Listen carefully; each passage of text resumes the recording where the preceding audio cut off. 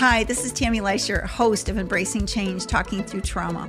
The podcast is focused on fitness enthusiasts and movement educators, where we'll have deep conversations that are impacting the movement industry. For example, trauma, health, vitality, the nervous system, and movement. And now, welcome to the podcast.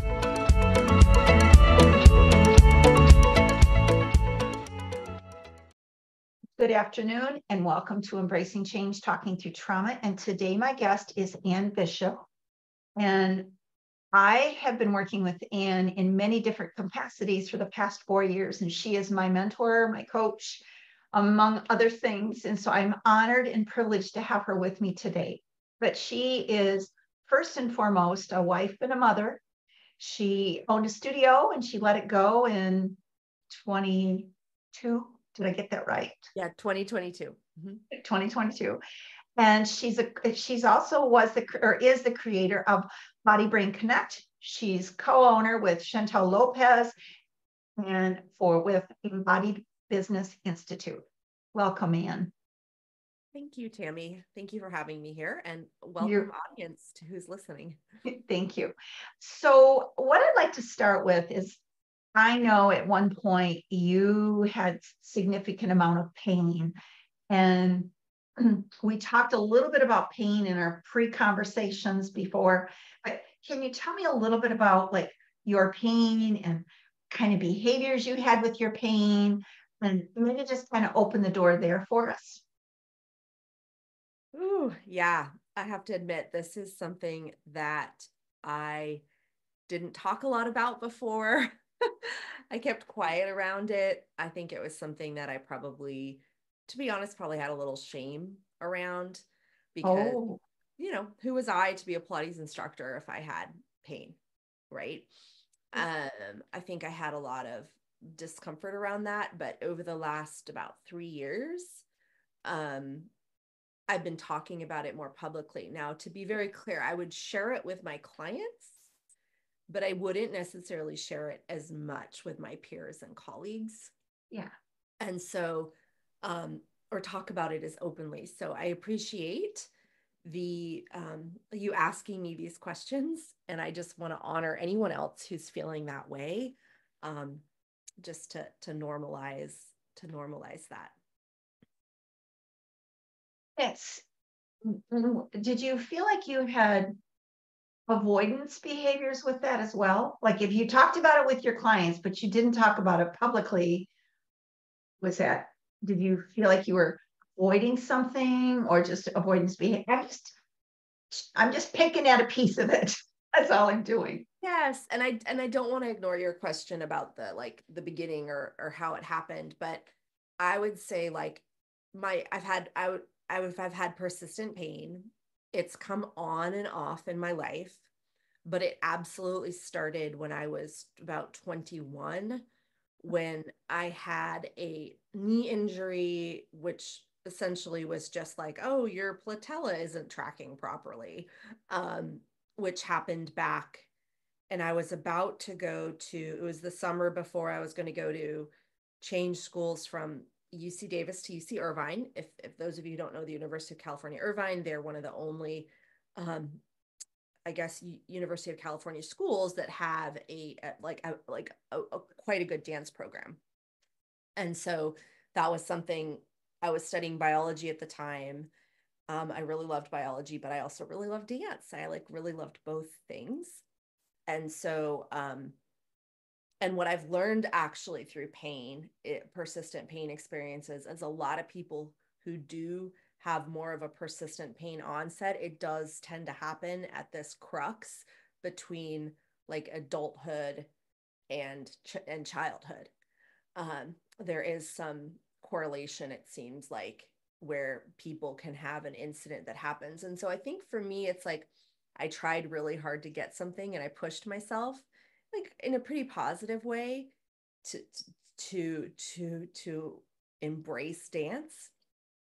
And then while I was at UCI, I was introduced to Pilates. And during a Pilates mat class, I had my back, I had a knee problem. And then I was practicing Pilates on my own, And then somehow like my back seized up. And then it just seized up so much. I couldn't even take my exams. So I remember taking my, I think it was my microbiology exam at the back of the biology auditorium at UC Irvine, like laying down on my stomach, because for some reason that was the only way. And I was able to ask the professor, like, hey, can I do this? And it was just like way too much for me. I had left my home. I had left my boyfriend at the time, because I'm from Northern California, and UC Irvine's in Southern California. Looking back, it was probably just a little too much on my nervous system, but Yeah. I didn't even know, like nobody talked about that then. I also had an experience at UC Irvine where I think I went to the physical therapy clinic where they were like training physical therapy students, and they were sort of like, they sort of used, not in a use and abuse way, but they were sort of using my pain experience as a teaching experience for the students there. And I Oh, remember him being like, well, hey, let's test your quad length, and let's test your, I don't know, X, Y, or Z, hamstring length, and like see what's going on. And as I'm testing this, I'm going to be talking to the PT students and sharing that with them about, what we're finding and our findings. And I was like, okay, like, yes. And I remember him doing it. And then he didn't know, or he had forgotten that I'd also had a knee pain. And so as he was doing this sort of teaching test, he irritated my knee. And I think later he saw that and he said, oh, I'm so sorry that I did that. But then at that point, I just sort of laid there and was like, just really quiet. Um, so I think that there was a multitude of things. This is the first time I've actually ever shared that story out loud. But it is a story that I do think about. I used to think about a lot in my head about how that happened. so it sounds like you definitely had a very dysregulated nervous system for a long time. Yeah, and I never really thought about it like that, but yes, because I mean, persistent pain can cause stress. I imagine that it could have caused my cortisol to rise. Yeah. Um,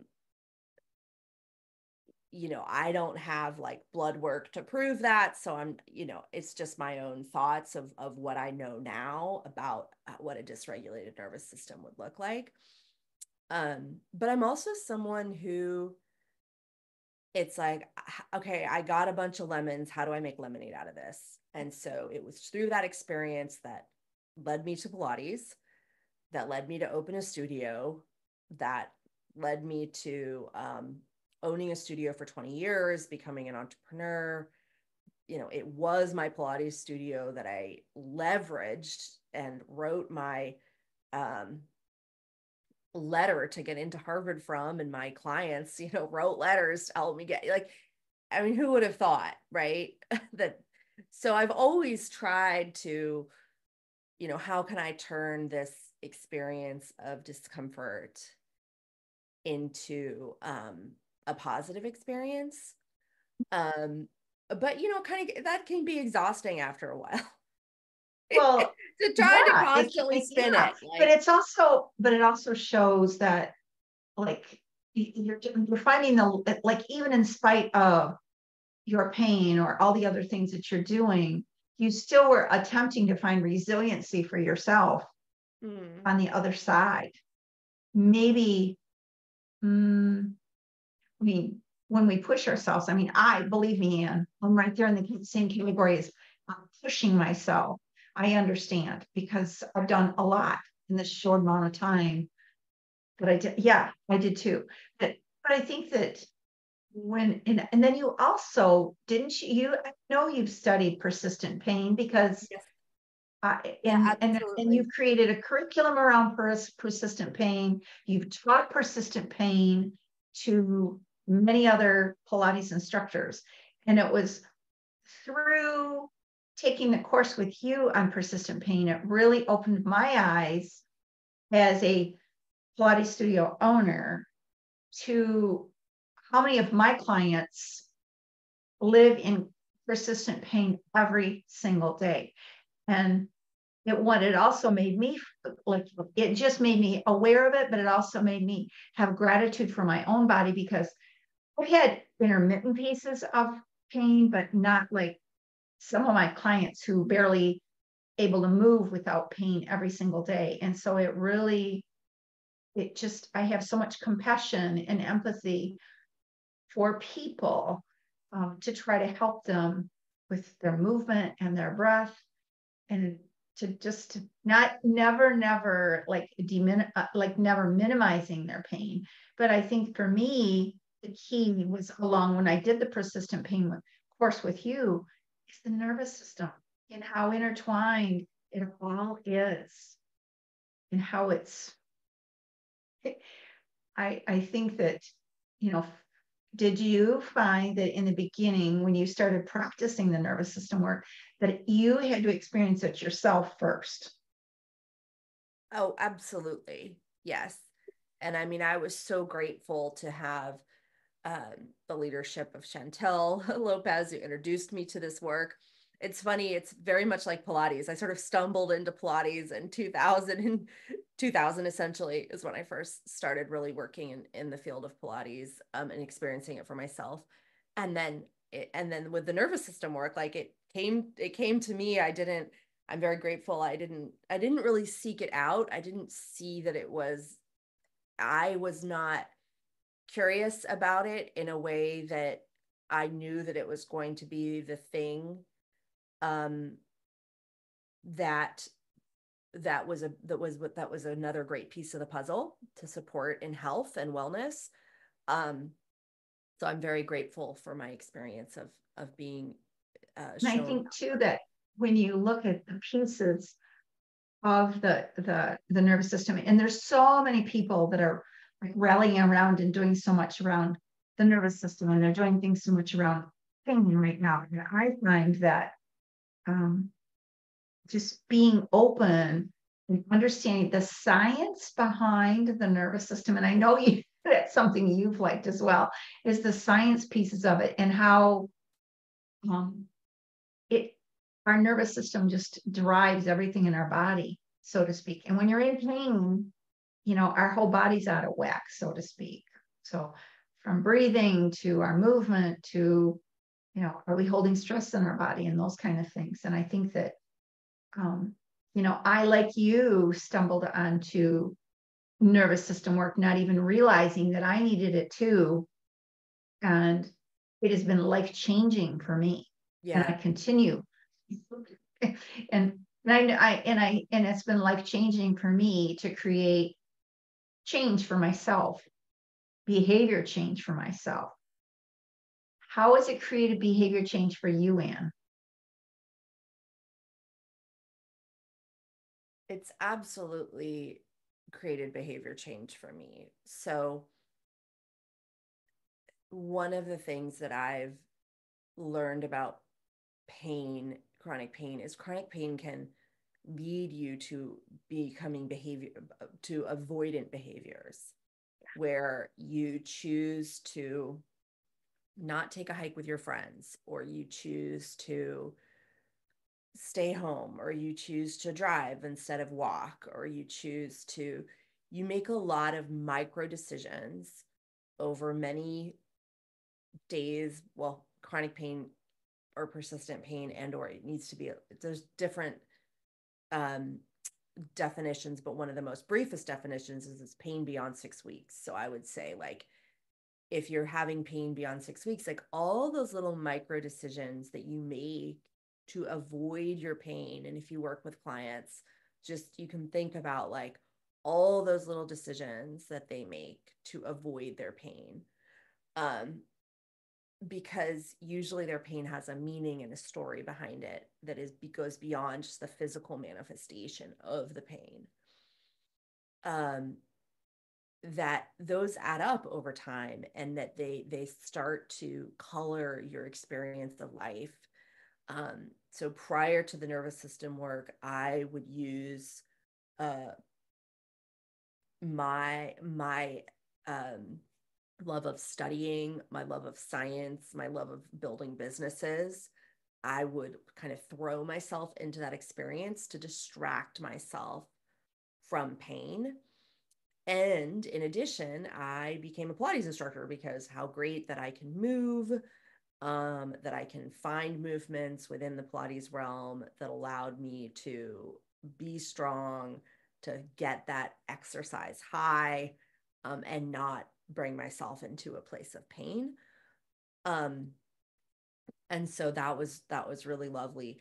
But what was missing all along was joy-seeking behavior, because a lot of times when I would get a pain flare up, it was because I had pushed myself into a social situation with more able-bodied individuals, and I was not talking about my persistent pain, because persistent pain can be invisible. People don't know that you have persistent pain. And when I was very young and I had persistent pain, I mean, now that I'm in my 40s, people talk about body pain, but nobody talked about body pain in their 20s. Especially because you were so young to have persistent pain so young.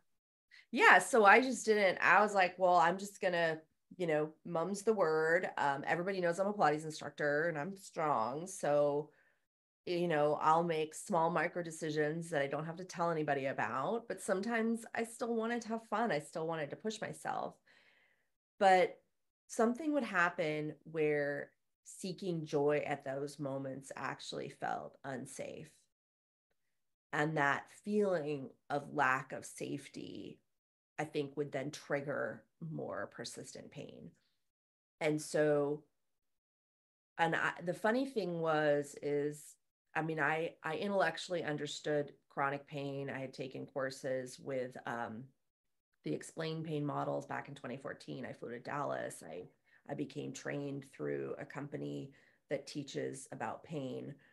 And I brought that back to my studio and worked with a lot of clients. And then I later then, shared all that work in the dynamic education and movement, persistent pain and nervous system work of which you're alluding to in the course that you took with Chantal Lopez and I.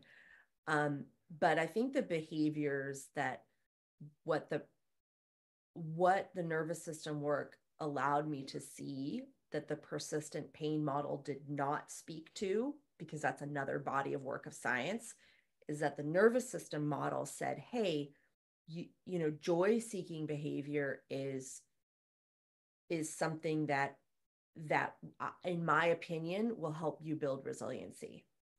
And you have to build joy even if you are experiencing pain. Where I had in my thought process, in my mind, was I cannot experience joy until I resolve the pain. And so I didn't have as much joy, I think, as I could have. Of course, I had some joy, but I was not orienting myself towards joy-seeking behavior. Once I learned the biology of the nervous system work, because I myself am very motivated by biology. It's like, hey, if it's biology, okay, I'm going to do it. I believe in it because I have a degree in biology. And so because of the biology of the nervous system says joy-seeking behavior, and I don't know if it actually says this, but in my mind, I've put it together that it's the thing that helps you build resiliency, because lack of pain is just bringing you to like a zero state. If pain is in -1, -2, negative 1,000, right? 0 is lack of pain. And then joy-seeking behavior is like +1, +2, plus 1,000, right? But you need some sort of, because I still get persistent pain. It still comes and goes. It's not, despite everything, there's not some miracle that makes it go away. But everything I practice and everything I do can reduce the frequency, reduce the severity, reduce the stories I tell myself about it, because I have embraced joy-seeking behavior. And I think that's so important. Yeah. Whether it's spending time with your kid. I mean, it could be, it can be something. I love the fact that Chantel will talk about things that in your home that bring you joy. like the plant that's sitting next to you. I mean, I'm just using that as an example. I know, but I'm just using things that bring you joy. Could be, they don't have to be big, but spending time with your children or going to field day at school, or things are that bring joy, happiness. I mean, there's a multitude of things, but I think that sometimes we also have to look, and I'm speaking more for myself, is finding joy in the gratitude, that like little things that we can be grateful for, but they really bring me joy and a smile on my face. Like sun shining in Michigan brings joy to me, because the sun doesn't always shine. But I think that resiliency is just so important, especially like after the pandemic, and there's been so much dysregulation in so many people's lives with the nervous system, and they don't even realize it. And I think that it's just important to find. Yes. And I would add, like, what science tells us is that when we have an experience and we can label it, like we bring it because in the act of labeling, we're bringing an experience to conscious awareness. That is when usually we are truly able to have a measurable, better outcome within our well-being. So I'll give a quick example. This mug, which I have my coffee in, my brother gave my husband this mug. So it's not even my mug, but I love it because it reminds me how thoughtful my brother is, and that his care for me and my family, is extended to my husband. And I really like this mug. It feels really good in my hands, and it feels really good. Like the texture of it feels good when I'm taking a sip from it. So like that ability to label something, and to be intentional about it is, and it's small. It doesn't always have to be a trip or a retreat. Well, it's small, but it's also, I just want to share something, Anne, because I have a mug as well. And I actually received my mug as a gift from a very dear friend. And she knows I like coffee, and it's it's handmade too, like yours. Yeah. And it's like the texture, and it's just got like little, like you can, like I can place my thumb on it, and the bottom of it is fatter. But I use it like every day. It's just I use it every day. But receiving things and being joy, like she knows that about me, is like coffee, and like just thinking of her. And yeah, it's interesting. And I think that the other piece that I really feel that, like, through behavior change, there's so many things. They can be micro things that can be changing, from being indecisive about making decisions, and then all of a sudden you can start being, making decisions, and they don't feel quite so scary, or especially if that's been something that has been, I don't know, challenging for you. I mean, there's a multitude of things that we could talk about that brings us joy. And to me, making decisions and not second guessing myself brings me joy. So, and that's deep work right there. Yeah. Yeah. Yeah. And I think that, like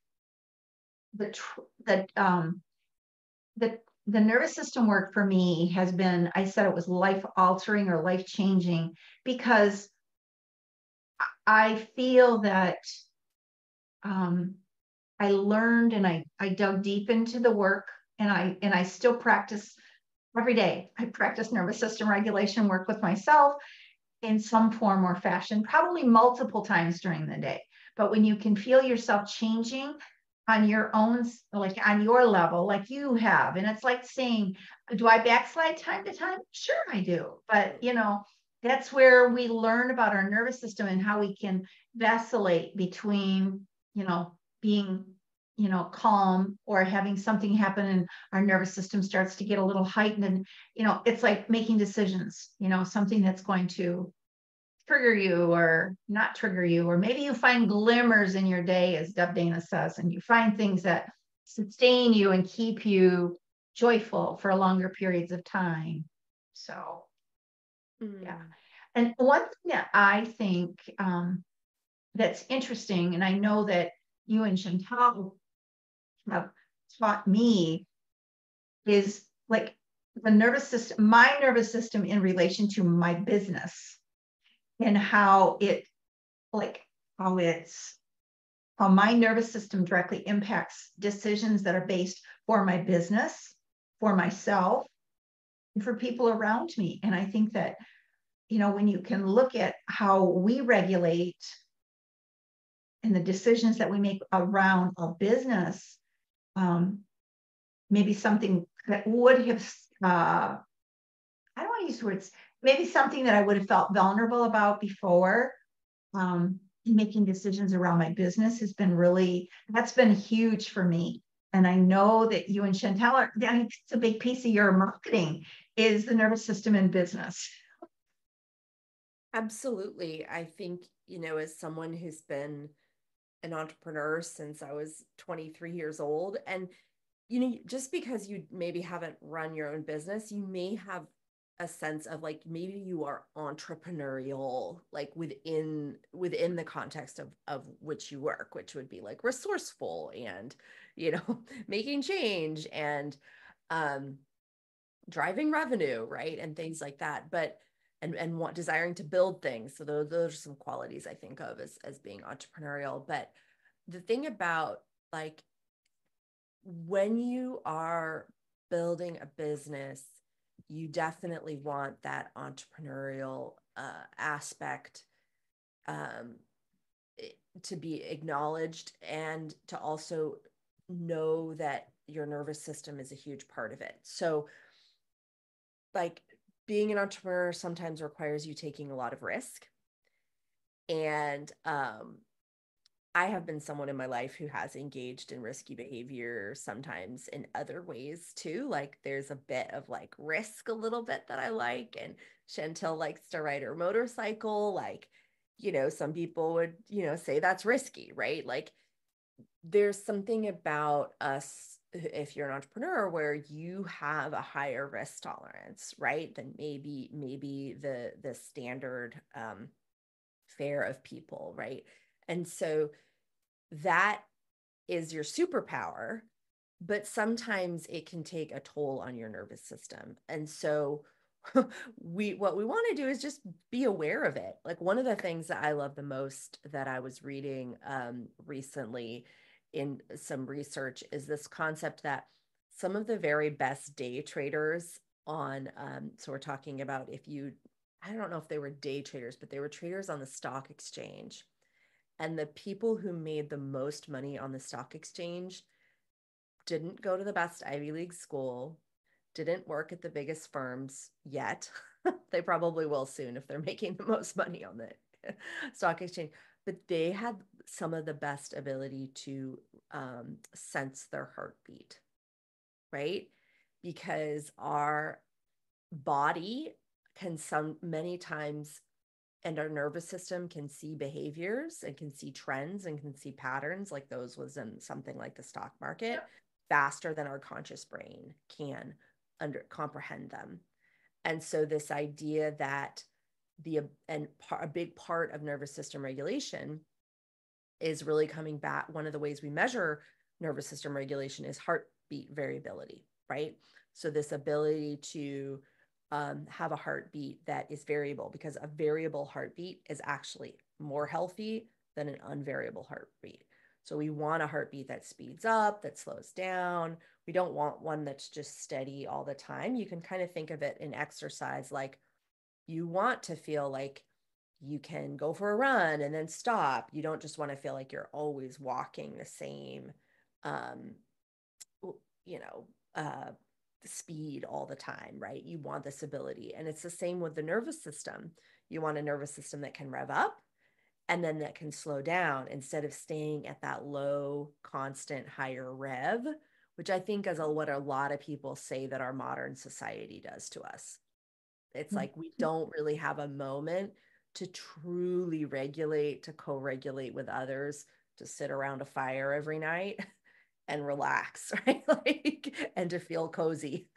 So those are just some ways I think that the nervous system and the way you think about it in entrepreneurship. So I think, like, if we were thinking about a little bit about some of the thoughts you had, which I think you've done such an amazing job, Tammy, is at first, I remember you were like, I don't think I'm comfortable on social media. And now here you are, multiple years of a podcast on social media, going live consistently, really putting yourself out there and putting yourself out there with your work and something that, that is around trauma, which is, not like the lightest subject, right? It's not like you're doing a food blog, right? Right. I mean, no offense to people who do food blogs, but it's just this sense of, like, you are someone who I think really sees something that, maybe at first your nervous system felt like, I'm a little dysregulated by this, but you found your way through it, probably through a lot of resilience and practice. Yeah. Well, and I also think that thank you for that compliment, though. That was very nice. But what I was going to say too is, like, when you think about like people who've gone through trauma, it automatically impacts their nervous system. And I think that that's why I've segued. I mean, it's just, to me, it just kind of blends together in an understanding of the nerve, being trauma informed, and also understanding how our nervous system is dramatically impacted, whether we are an adult or we're a child, but understanding that it all segues together. Everything's connected. So, Absolutely. And I mean, yeah, and it's, I think it's really, just the nervous system work to me is just so critically important on so many different levels. But I think that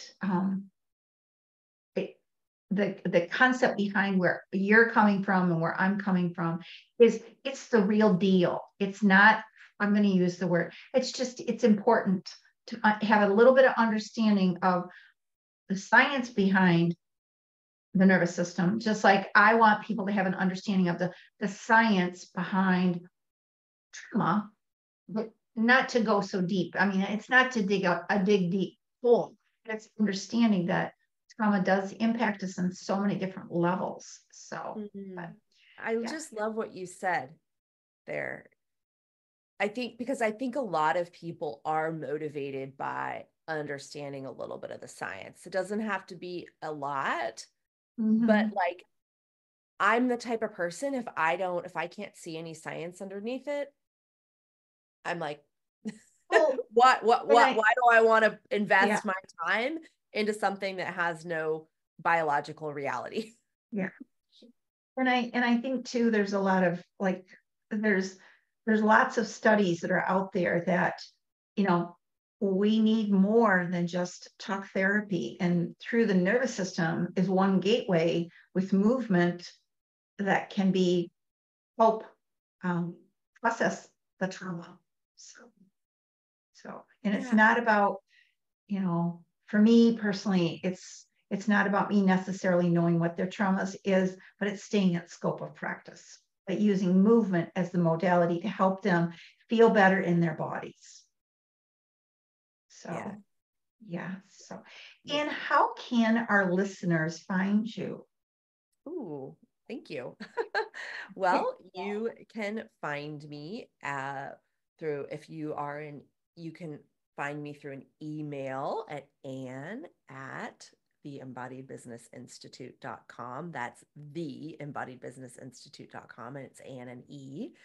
You can also find me on Instagram, and let me just share that handle really quick. And it is, and I think let me just get there. Here it is. It's Ann C. Bishop. So it's ANNECBISHOP, Ann C. Bishop. You can also find me on LinkedIn, and you can also find me on Facebook as well. So there is a writer who's written a lot of books called Ann Bishop. That is not me.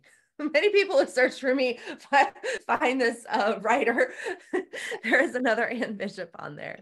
So you'll find me. Thanks for clarifying that. So, and thank you so much for spending time with me today and being my guest on the podcast. This has been something, it's been a long time coming, and I just really am glad that I asked. So thank you so much for joining me. So keep asking, everyone. Thank you.